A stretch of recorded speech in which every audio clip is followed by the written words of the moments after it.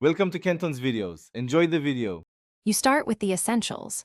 Select a clear microprint font at about 5.7 pt so the shapes hold when reduced.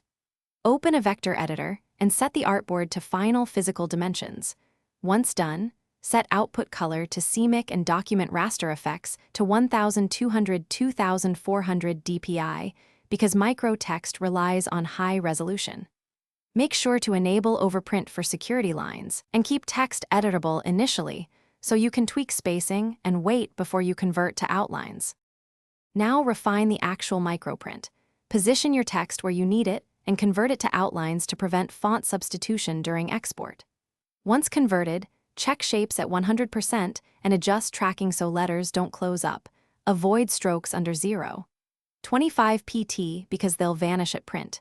Use vector guillotch or repeating patterns for security elements and make sure any masks remain vector. These steps preserve sharpness and ensure the printer can reproduce the fine details without raster artifacts.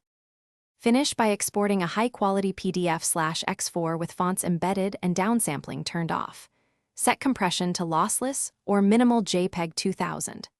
Once exported, create a 1 high-resolution proof print at 1200-2400 dpi to verify legibility and alignment because microprint can look fine on screen but fail in print. If details blur, increase contrast. Convert all micro text to solid filled outlines and check your printer RIP settings. Thanks for watching. Consider subscribing if we helped you.